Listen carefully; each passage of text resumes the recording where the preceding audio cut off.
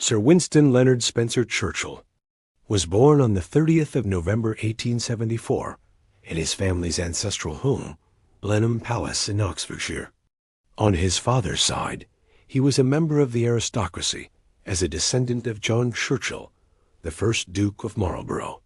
His mother was Jenny, Lady Randolph Churchill, a daughter of Leonard Jerome, an American businessman.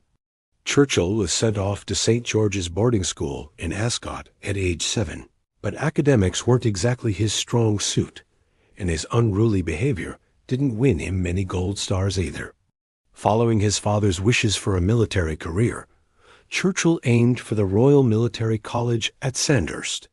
It took him a few tries, but on the third attempt, he finally got in. Winston Churchill wasn't just a wartime prime minister. He was a walking paradox in a bow tie.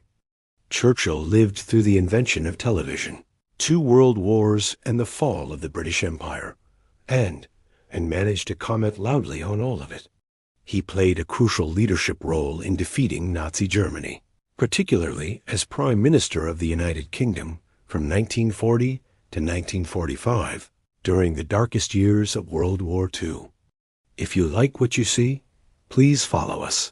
It would help the channel enormously. When Churchill became Prime Minister in May 1940, Britain stood alone against Hitler's advancing forces.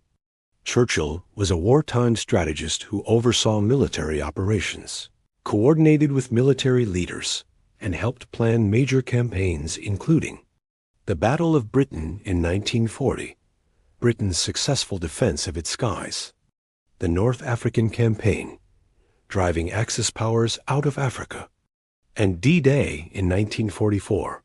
While largely executed by the U.S. and Allied forces, Churchill was deeply involved in planning the invasion of Nazi-occupied France. In World War II, Churchill became Britain's bulldog, rallying a bombed-out nation with grit, sarcasm, and scotch. The bulldog, a British breed, has a long-standing association with British culture and is seen as a symbol of pluck and determination. Churchill held power during some of the most critical moments of the 20th century, and he had a knack for forging powerful political alliances when it mattered most. He was instrumental in forming and maintaining the Grand Alliance between the UK, the United States, and the Soviet Union. He butted heads with Stalin, won over Roosevelt with his wit, and played architect in designing the shape of post-war Europe. He traveled extensively during the war to keep the Allies united, a remarkable achievement, given how fundamentally opposed their worldviews were. He puffed on cigars like other people snack on celery, and still managed to save the Western world twice.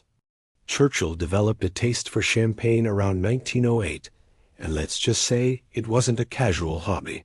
He reportedly polished off nearly 2 bottles a day, making bubbly practically part of his daily routine. He also had a sharp sense of humor. When asked about his favorite Canadian city, Churchill replied, "I've only visited one, but it was lovely." Then, with a signature twinkle in his eye, he leaned in and added, "It's the one with the enormous statue of me in the park." Winston was brilliant, bullheaded, flawed, and famously quotable. Churchill once declared, "History will be kind to me, for I intend to write it." And he wasn't kidding. He literally wrote it himself. His 6-volume memoirs didn't just tell the story of the 20th century. They made sure he starred in every chapter. Sadly, he died by a stroke in 1965 in his home in London.